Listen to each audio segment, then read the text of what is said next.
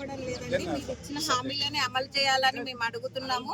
మేము అందరు మహిళలు కనిపిస్తున్నారు కానీ మన ఆర్టిస్ట్ లో ఉన్న మహిళలు మాత్రం మీకు ఎందుకు మా మీద ఎందుకు జాలనిపిస్తుందో తెలియట్లేదు.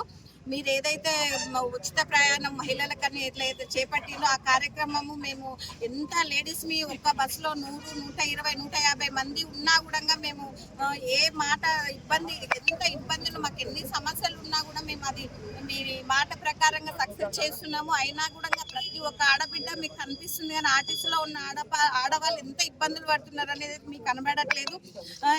8 అవర్స్ ఉద్యోగాలని చెప్తున్నారు కానీ మాకు ఏది కూడా 14 అవర్స్ నుంచి ఏది కూడా తక్కువ అవర్స్ ఒక్క డ్యూటీ కూడా మా డిపోలో అయితే ప్రస్తుతం లేదు. ఎంత ఇబ్బందులు మాకు ఉద్యోగాలు కొత్త ఉద్యోగాలు ఇవ్వక మేమే చేసి రోజు 16 గంటలు 15 గంటలు ప్రతిరోజు చేస్తున్నాము. మేము కూడా మాకు చేత కావట్లేదండి చేయడము. ఎంత కష్టపడ్డా మాకు కనీసం ఫలితం అన్న ఉందా అంటే మాకు అవే జీతాలు, అవే సమస్యలు, అవే జీతాలు. మేము ఎక్కువ ఏం అడగట్లేదు, గవర్నమెంట్ లో విలీనం చేయమని అడుగుతున్నాము. ఆర్థిక ఇబ్బందులు లేదు, మేము ఏదన్నా అడిగే వరకు పరిస్థితి ఆర్థిక ఇబ్బందులు లేదని చెప్తున్నారు. ప్రతి ఒక్క డిపార్ట్మెంట్ కు అన్నిటికీ ఇస్తున్నారు కానీ ఆర్టిస్ట్ అనే వరకే ఆర్థిక ఇబ్బందులు లేవు, డబ్బులు లేవు అంటున్నారు. మా పరిస్థితులు కూడా మేము ఎవరితో చెప్పాలి? ప్రతి సమస్యకి చాలా ఇబ్బందులు పడుతున్నాం మేము. మాకు ఒకటే ఏంది, పిఆర్సీలు ఇవ్వాలి, 2 పిఆర్సీలు ఉన్నాయి.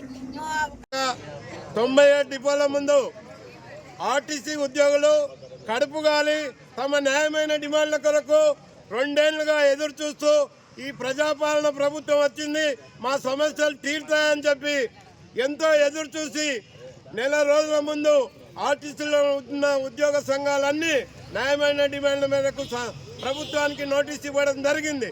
కానీ ప్రభుత్వానికి కానీ మినిస్టర్లకు కానీ ఏమాత్రం చిత్తశుద్ధి లేక పరిష్కరించకుండా కేవలం నిన్న కంటి తుడుపుగా నలుగురితో ఒక కమిటీ వేసి కాలయాపన చేస్తున్నారు. ఆ కమిటీ గత ప్రభుత్వం కూడా వేసి అంతా నివేదిక ఇవ్వడం జరిగింది. కేవలం ఈ ప్రభుత్వానికి మిగిలింది ఒకటి ఉంది, అపాయింట్మెంట్ డే ప్రకటిస్తే ప్రభుత్వంలో విలీనం అవుతుంది. 1932 ఆర్టీసీ సంస్థ పుట్టినప్పటి నుంచి యూనియన్లను ఏకపక్షంగా నోటి మాటతో గత ప్రభుత్వం రద్దు చేసి దాని ఫలితం అనుభవిస్తున్నారు. ఈ ప్రభుత్వానికి మేము హెచ్చరిస్తున్నాం, ఆర్టీసీలో యూనియన్లను వెంటనే పునరుద్ధరించాలి. ఆర్టీసీలో రిటైర్మెంట్ అయిన ఉద్యోగులకు బకాయిలు చెల్లించకపోగా ఎంతో మంది నిరాదరణకు గురై డబ్బులు లేక చాలా మంది మరణించడం జరిగింది. కాబట్టి పెండింగ్ లో ఉన్న ఆర్టీసీ ఉద్యోగుల బకాయిలను వెంటనే చెల్లించాలి.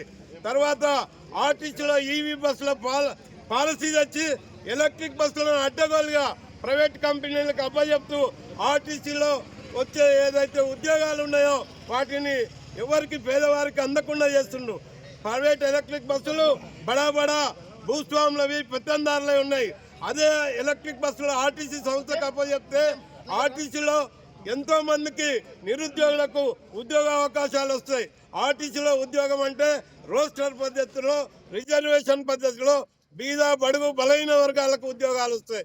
కాబట్టి మేము డిమాండ్ చేస్తున్నాం, ఎలక్ట్రిక్ బస్సులను వెంటనే రద్దు చేయాలని కోరుతున్నాం.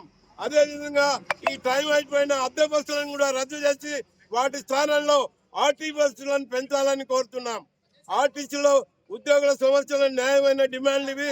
కేవలం కంటి తుడుపు చర్యగా ఏదో మేము నిన్న ఐఏఎస్లు వచ్చి 4 గంటలు చర్చలు జరిపి మా మాట వింటే వినండి, లేకుంటే మీ ఇష్టం అనే తీరుగా నిర్లక్ష్య ధోరణితో ఉన్నారు. ప్రభుత్వం దీంట్లో కల్పించుకొని వెంటనే మా న్యాయమైన డిమాండ్లను పరిష్కరించి వారు ఏదైతే ప్రతిష్టాత్మకంగా తీసుకున్న మహాలక్ష్మి పథకాన్ని విజయవంతం చేస్తున్న ఆర్టీసీ కార్మికుల శ్రమను గుర్తించి మా సమ్మెను న్యాయమైన డిమాండ్లను పరిష్కరించి శాంతియుతంగా సమ్మెను విరమింపజేయాలని డిమాండ్ చేస్తూ ధన్యవాదాలు.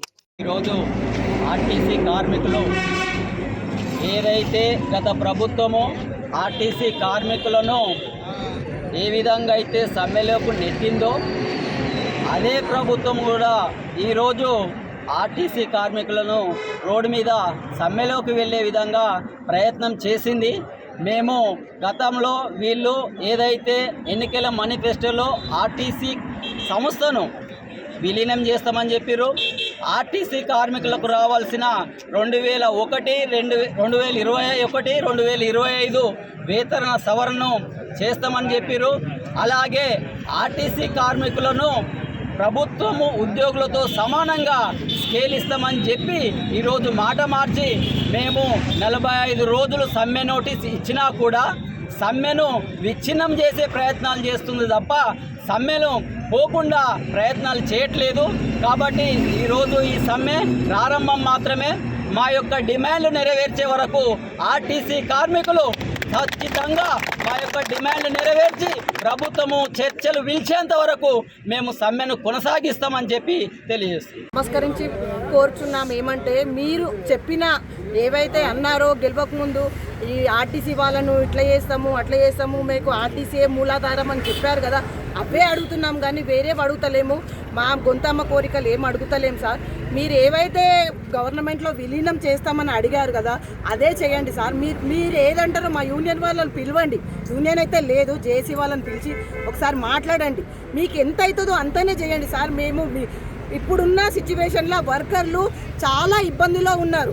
మాకు ఒక లీవులు ఇస్తలేరు, చనిపోయిన ఫోటోలు పెట్టే పరిస్థితి వచ్చింది. మాకు చాలా వర్కర్లు చాలా సఫర్ అవుతారు సార్. మేము అయినా మహాలక్ష్మి వల్ల ఎట్టులేని ఎంత భారం మారిస్తున్నామంటే ఒక బస్సులో 150 మంది అయినా నవ్వుతూ డ్యూటీ చేస్తున్నాము.